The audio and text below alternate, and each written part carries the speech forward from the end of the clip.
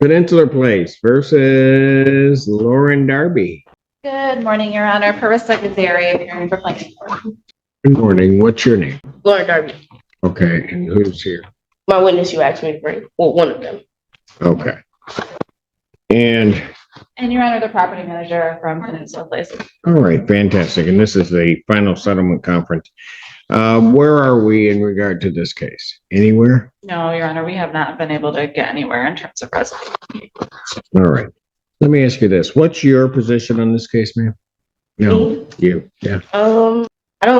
This is my first time going to court. I don't know what that means. Like, what's my position? Well, tell me what your thoughts. They're seeking termination of your tenancy. Tell me why I shouldn't do that. Let's try it that way. Okay. One of my roommates have been harassing me since I got there based off a situation she had with somebody else last year. And she got one of my other roommates to kind of like do it, but not do it to the harassment. Like, she would tell my roommates, oh, she didn't take out the trash.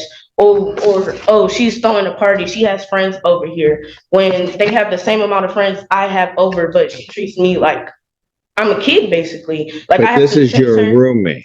Yes, this is my roommate. Her rules were when we tried to have an agreement, but she disrespected my rules, so I disregarded her rules when she disregarded the rules too. It was to take before you had company, but she had her friends, a part of her little organization, come over while I was asleep, and it was like over 10 of them, and they were loud. And I didn't say anything. I didn't report it. I didn't have a problem, but she wants me to text her when I have company and I have over less than 10 people. Because in our lease it states you can't have over more than 10 people because that's considered like a gathering or a small gathering. But that was basically her problem. I received threats from my roommate. She put her hands on me. Yeah, but what does the roommate have to do with the landlord? Because these are where the complaints are coming from. She was friends with one of the other roommates that were in our apartment. I stayed in D, she stayed in C, and the girl that's filing for me to be evicted, those two, they stayed in B and C. So they were cool. I didn't talk to the one in C, so I don't really know what was told to her. I didn't know what was happening. I didn't even know she had a problem. Like, we never had a text to where she said I was too loud. That's another thing we agreed on. Like, if somebody was too loud, we would text in the group chat, say something, or they were knock on the door. Nobody ever talked to me or approached me about anything. So I'm really confused. You're confused about what? Their problem, because I wasn't aware. It was never brought to my attention at all that they had a problem or it was a problem with anything I was doing. Is your roommate still there? She actually just filed for a PPO, and I was told by the police officers and an advised lawyer to bring us up in court too. She filed a PPO saying she was scared for her life, but last Tuesday, she poured Lysol, Pine Sol, Fabuloso, and cinnamon all over my dishes. So. And I got the bag too. And then, yeah, it's. Well, hold on a second. Your roommate has filed for a PPO as against you? And she filed to break her lease, yes, saying that I assaulted her. Ma'am, just answer my question. She filed for a PPO as to you. Has there been a hearing on that? Have you requested a hearing on that? I was going to the police station today to ask them how to do that. I take it, Ms. Gazari, by the look on your face, you were unaware of that. No, I am aware of the PPO. Were you? Yeah, there is a PPO that's been entered in September, I believe. And I'm not aware of.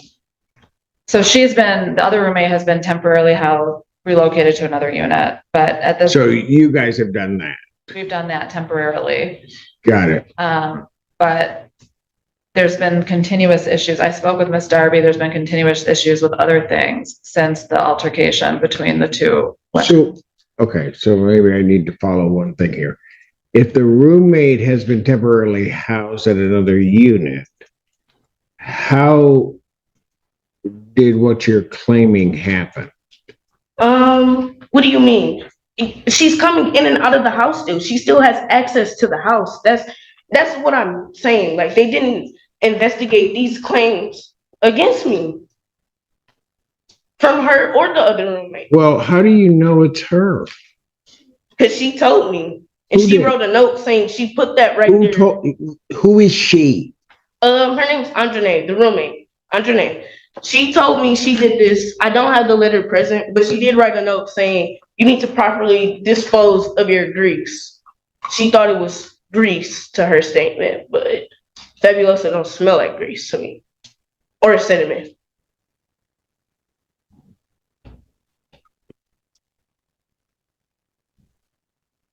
So how many roommates are there? There's 4. A, B, C, and D. I'm D. Guys, this courtroom moment gets intense fast. The judge looks Lauren straight in the eyes and says, "Tell me why I shouldn't terminate your tenancy." Lauren tries to explain that her eviction isn't about noise or rent, but about a toxic roommate who has been harassing her, breaking agreements, threatening her, and even pouring cleaning chemicals on her dishes. She tells the court she never got warnings, no one ever confronted her directly, and she never even knew there was a problem until eviction papers arrived. But the judge pushes back hard, reminding her that personal drama is not the same as legal evidence, and that the court needs proof, not emotion. Then the whole room shifts when the judge learns the roommate filed a protection order against Lauren, raising even more questions about who is telling the truth and who is manipulating the system. And just like that, the fate of her entire living situation depends on what comes next in this courtroom showdown. So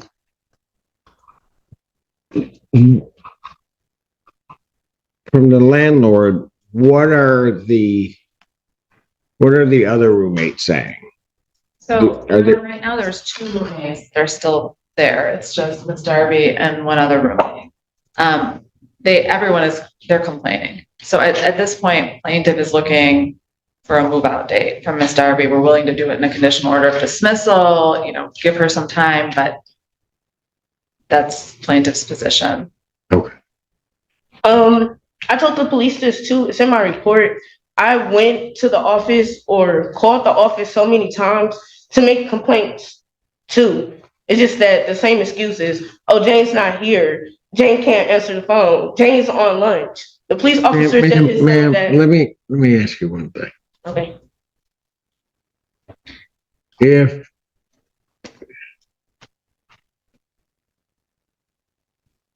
Do you want to move or no?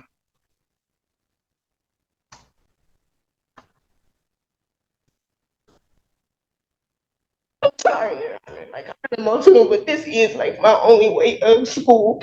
And it's like the claims that are being put against me, I'm not that type of person.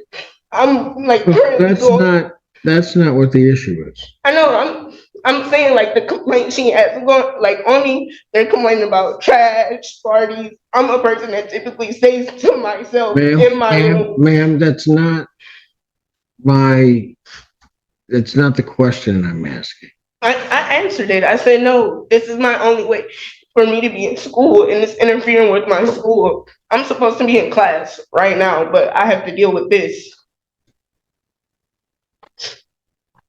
Hey, lady, what did you want to tell me?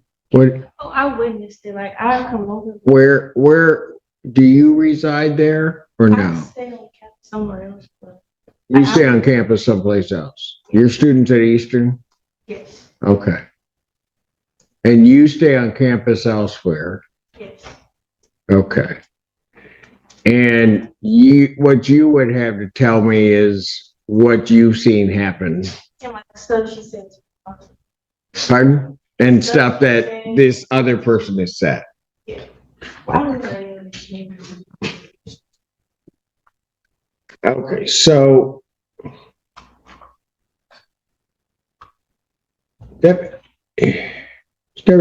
have you challenged the PPO?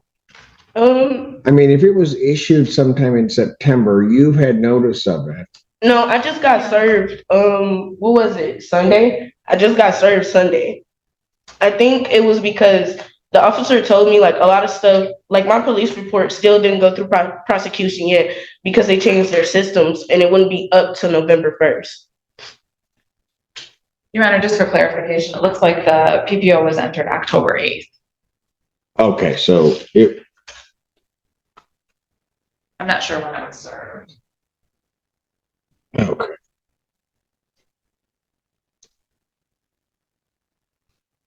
What year are you in school? This is my second year, my sophomore year. Okay. So your freshman year, where did you reside? I stayed in a dorm hall, but I had a suite mate that broke in my room. That's why I moved to Penn Place, so I can have my own room, my own space, and my own bathroom. Okay.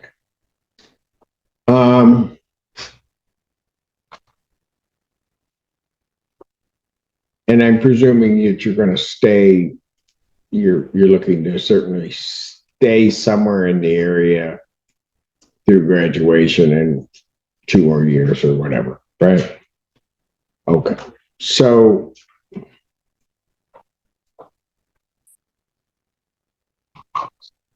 the semester's coming down to an end, right? So, and you tell me why it may not be this way, but wouldn't it behoove you to try to locate someplace to move? And here's the reason I'm saying. If we were set for a final settlement conference today, and if I set this for trial, then I certainly will listen to everything. The courtroom drama centers on Lauren Darby, whose landlord is pushing for a move-out date due to complaints from her roommates about parties, trash, and disturbances. Lauren explains that this apartment is crucial for her to continue school, and being evicted during finals would severely disrupt her education. The judge calmly reasons with her, pointing out that if the case goes to trial and the decision isn't in her favor, she could face eviction mid-semester, making it difficult to find another place to live. Lauren emphasizes that she keeps to herself, focuses on her studies, and has been unfairly targeted, highlighting the tension between housing rules and the student's right to a stable environment. Let's dive in and watch. But if it doesn't go your way, right, then what ends up happening is you could potentially end up getting evicted in the middle of finals, whatever they are, because I'd set a relatively quick trial in this matter. And then end up in a circumstance where you have that judgment and then trying to get yourself into someplace else is going to be a problem.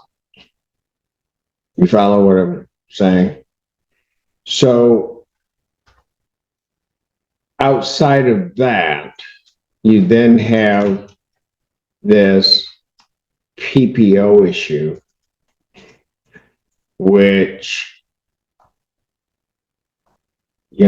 I'm not sure on your exact time frames for, well, if you were just served with it, then you should still have some time in which to file for a hearing on it. But you've got that issue. So it's sometimes it's okay to be, at least in your mind, right, but then sometimes you got to put yourself in a good spot. You follow me? I understand that, but if I'm to move, I don't go to school. Like, I would have to drop right now. I don't have like family that stays out here. I don't have the transportation to go with my sister all the way in the city and then come all the way back up here every day for school. That's just not in my, it can't work. Okay, I hear you. Mhm. What I'm indicating is when are finals? They're the week of like December 14th.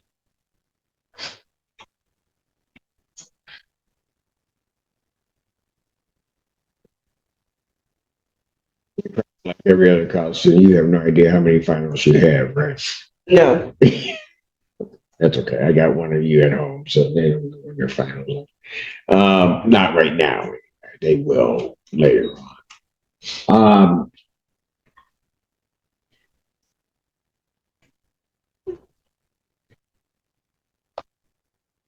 How many classes are you taking right now? 6. 6.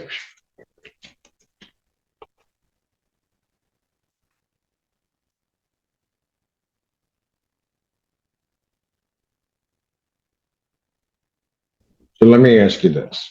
Okay? If you had to move, okay, so we're going to deal with hypotheticals at this point because I'm not ruling anything. But if you had to move, what would be the most convenient time for you to try to do that? When the semester ends. Okay.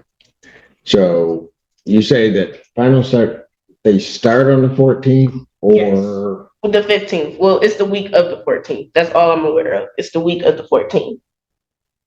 Okay. And all through that week. Right, because then you're going to come down to the 22nd, you're going to be on break at that point. Right? Okay.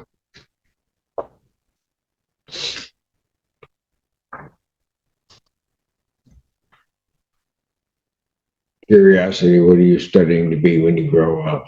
A nurse. A nurse?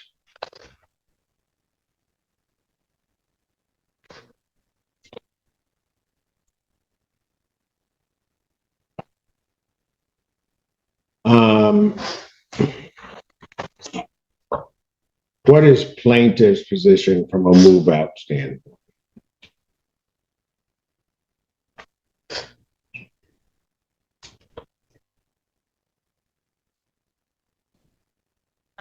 Authority for 30 days.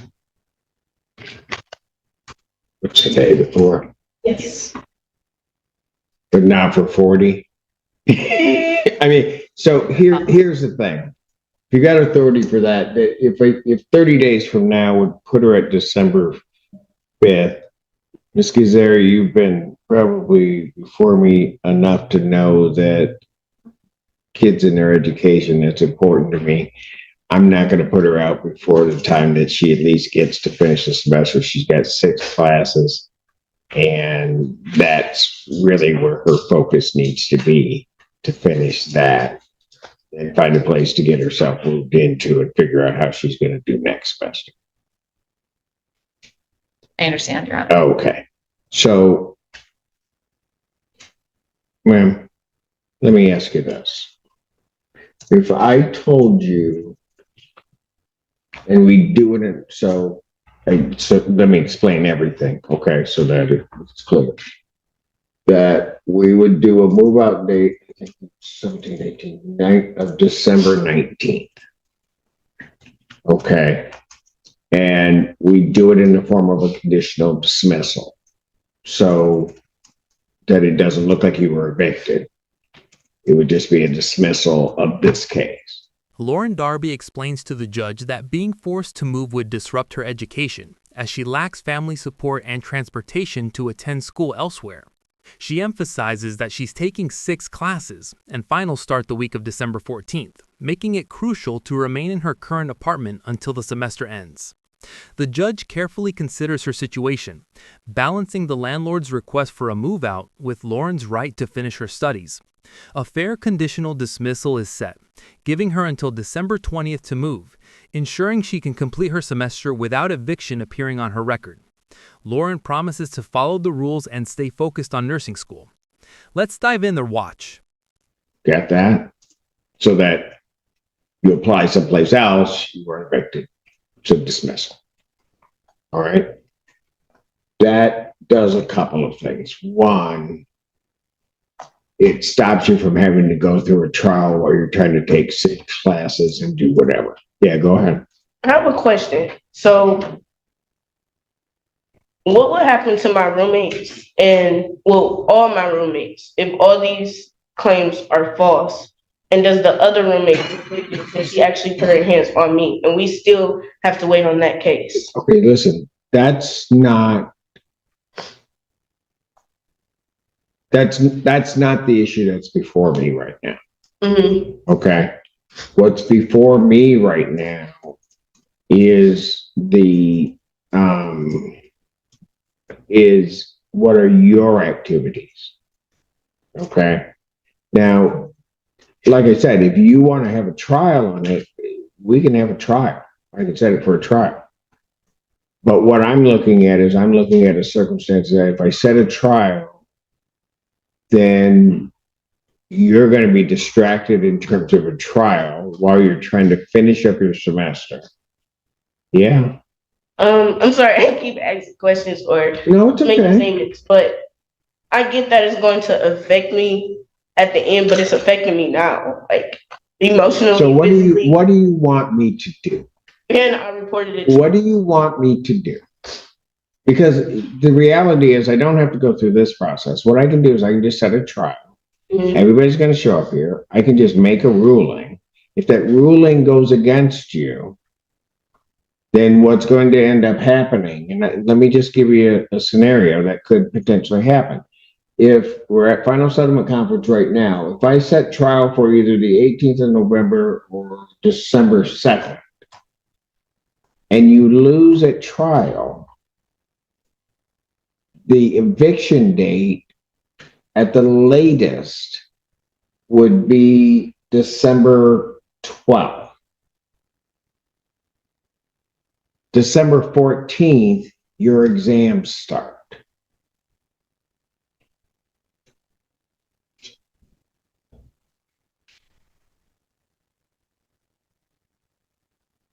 Follow me?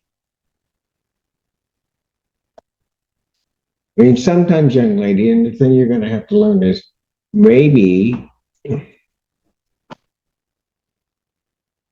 there are the decision that you may have to make isn't the decision that you want to make, but you may make a decision to put yourself in the safest possible scenario. That means me giving up school. I can't give up. Did I say that? Are you listening to anything I'm saying? No, I'm telling you my situation. If I go back home, I can't go to school. That's the reason why I came up here, for me to go to school. I can't go to school back home.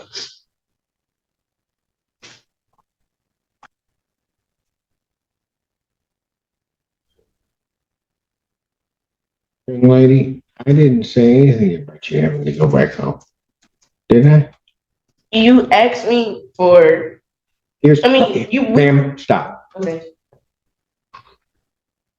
You need to take your hand off your hip, sit down in that chair.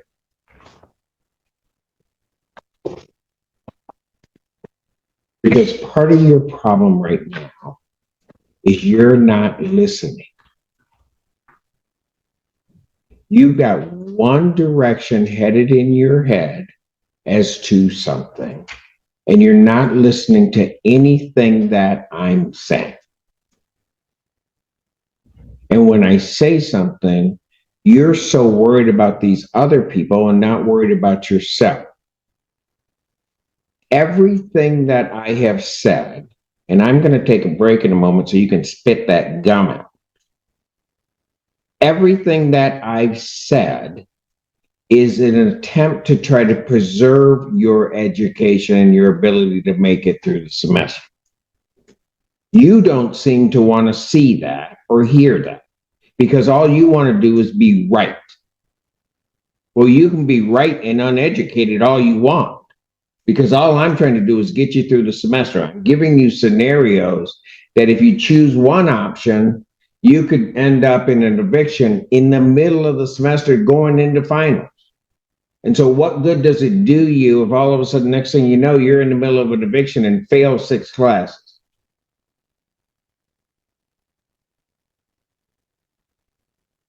You can get rid of that gum. I will come back shortly. Court's going to stand in recess. And the court does recall the case of Peninsula Place versus Lauren Darby. Good morning, Your Honor. Parissa Gazari appearing for plaintiff. Your name? Lord, All right. I've had the opportunity, this final settlement conference, to talk to the parties. I'll give you the court's understanding of the agreement, and I'm sure I'll put it in the terms as I understand it. This case will be resolved by way of a consent order, conditional dismissal, that the defendant is agreeing to vacate the premises by 4 p.m. on December 20th, that Saturday. The judge explains to Lauren Derby that a trial could distract her from finishing her semester and might even result in an eviction during finals. Lauren emphasizes that moving would force her to leave school, as she has no family nearby and cannot commute. The judge carefully lays out her options, stressing the importance of protecting her education and urging her to prioritize her own well-being.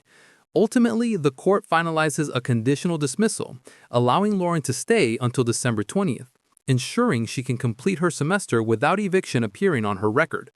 The judge wishes her luck in school, saying, "Good luck in school, Nurse J." Let's dive in and watch. All right. That she will also then execute the necessary documents, but she'll pay her November rent now. She will timely pay her December rent plus $175, which will represent court costs. She'll pay that with her December rent. That plaintiff will give a neutral reference to her for any further leasing inquiries, that there'll be a mutual release signed, and that after paying the December rent, following all the rules and regulations, turning in her keys and vacating the premises, that come January, she will not be obligated for any additional rent, and there'll be a release of her, basically her lease. I think I got everything. Did I? Everything that if in the event that she failed to vacate, that we would obtain Right. immediate judgment and we get rid. But if it was a violation of a different part of this agreement, there would be a 5-day objection period. You understand that? Especially the first part we talked about, and that is that if you got to make sure you move, that way there won't be anything. The case is dismissed. As soon as I sign that document, it'll be dismissed and remain dismissed as long as you're in compliance. Okay. Right? And the other part, and it's an important part, and I kind of explained it, and I told the landlord that I would explain it. You need to make sure to follow all of the lease obligations that you're currently under while you're still there.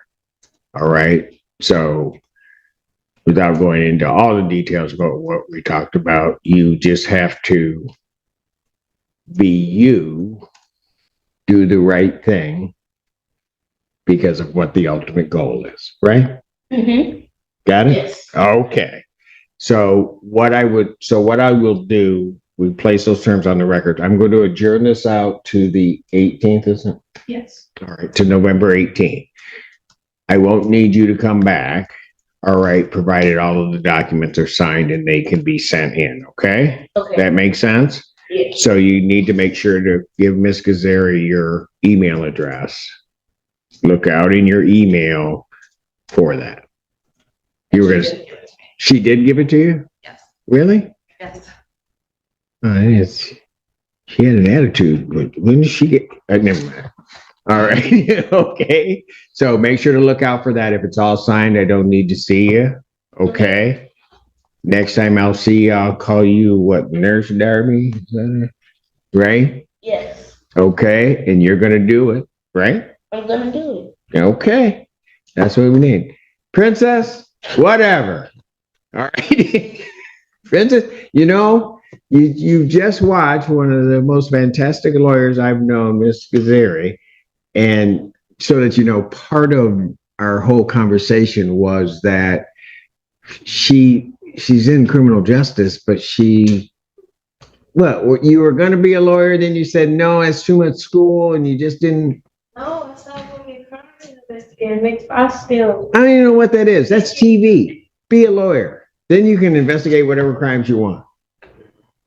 We'll talk. I'll probably send you a subpoena, summon you in here, and just sit until you give in to me. All right? Folks, I do have to, and I'll do this now, it'll be in writing, Ms. Darby. I do have to apprise you that this is a consent agreement. You're unrepresented by counsel. From the time of my signing, you would have 3 business days to think about it. If you believe that there's some legal reason, something you didn't understand, some right you didn't assert, you'd have to file a motion with the court within that time frame. You understand that? Okay. Okay. Doesn't mean that I'd grant your motion, but you'd have that period to think about it. Okay. All right. Fantastic. Folks, thank you for working it out. Thank you. Everybody have a great day. And that's November 18th at 9. But hopefully we won't see you there. Thank you. And in all seriousness, you two, good luck in school. Thank Hear you. me?